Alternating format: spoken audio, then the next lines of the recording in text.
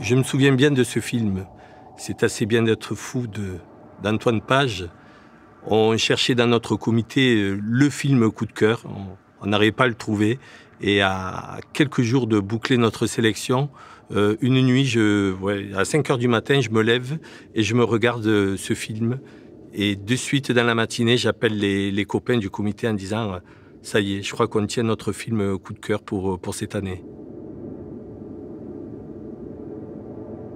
Et au Festival Résistance, on tient justement à avoir toujours une approche environnementale et le film rentrait complètement dans l'esprit du festival. Moi, j'ai été bercé, gamin, par les John Ford, toutes les comédies italiennes. J'avais une maman qui aimait beaucoup le cinéma et elle m'obligeait avec mon frère à regarder les films en VO. Alors bon, mais ça donnait, ça nous a donné cette envie de chercher justement l'authenticité dans le cinéma. Et puis en 2007, j'ai eu possibilité de rentrer dans les comités de programmation. Ça va faire 14 ans maintenant. Dans la mesure du possible, on fait en sorte d'inviter les réalisateurs et il y a eu de superbes rencontres. Donc Antoine Page, qui a été pour moi une des plus belles rencontres que j'ai pu avoir pendant ce festival, d'autant plus que le film est chargé d'émotions. Il y a cette histoire de Bilal, ce graffeur qui fait ce road trip avec Antoine au travers de l'URSS à la rencontre des vestiges de l'Union soviétique. Et malheureusement, Bilal décède quelque temps après.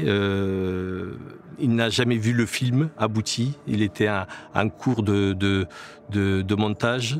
Donc ça rajoutait de la dramaturgie parce que juste après le film, les gens ont de suite posé des questions. Et Bilal, qu'est-ce qu'il devient? Eh ben, Bilal, il est mort. Alors donc c'était terrible.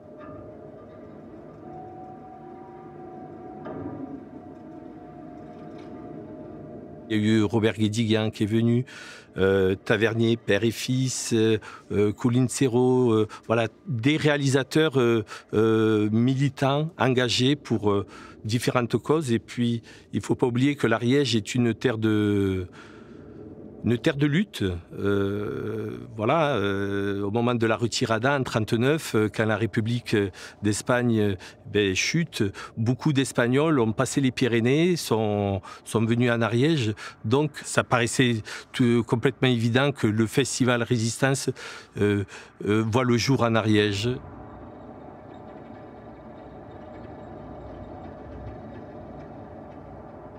Il y a cette scène finale où ils arrivent à Vladivostok, Bilal et Antoine de Page.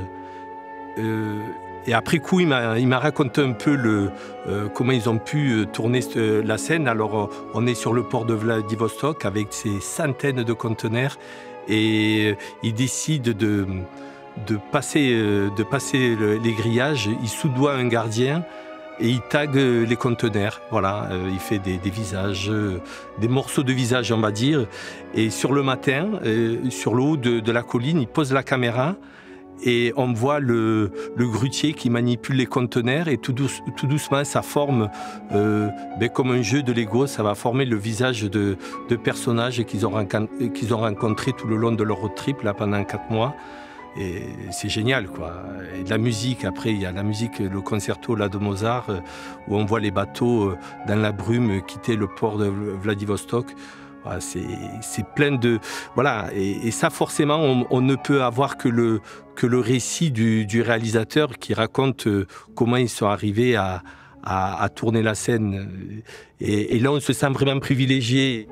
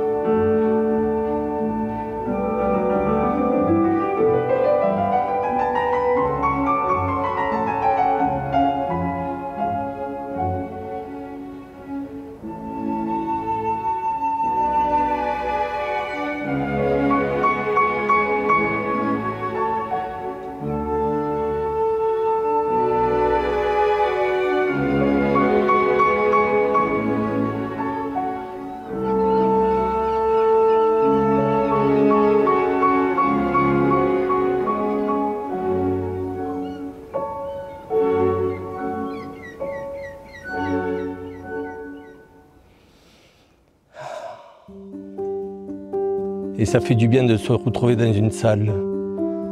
Ça me manquait en tout cas. Pourvu qu'il les rouvre rapidement. Et comme dirait Thomas Croisière de France Inter, vive le cinéma!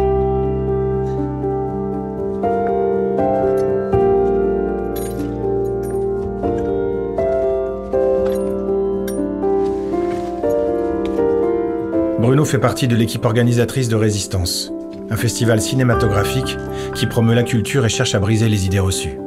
Chaque année, il participe à la programmation de plus de 100 films autour de 4 thématiques, traversant des sujets de société.